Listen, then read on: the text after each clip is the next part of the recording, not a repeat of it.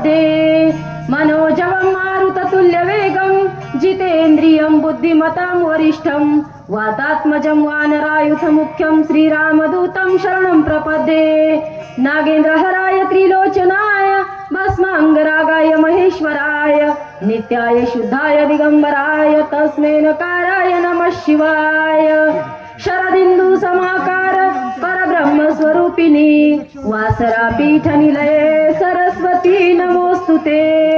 असो श्रोते मायबापांच्या चरणारविंदी नतमस्तक होऊन कथेला प्रारंभ।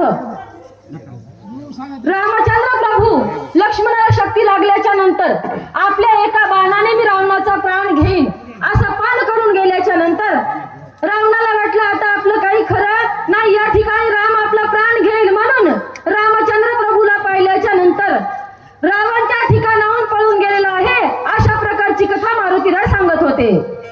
पळाल्यावरी रामराव सर्वतान करी गावायचा जाणून दृढ भाव रावण पाठी देवोनी पळाला। रावणाला माहित होतं की रघुवंशाची नीत नाही, पण त्याच्या पाठी राम लागणार नाही आणि आपण पळून गेलो म्हणजे आपला प्राण वाचू शकतो। ही संधी साधून रावणानं रणांगण सोडलं, रामाच्या युद्धाला पाठ लावली, आपला प्राण वाचवण्यासाठी रणभूमी सोडून पळून गेला। पळवून या रावण विजय झाला रघुनंदन पावाला लक्ष्मण तव मूर्छा पण देखिला।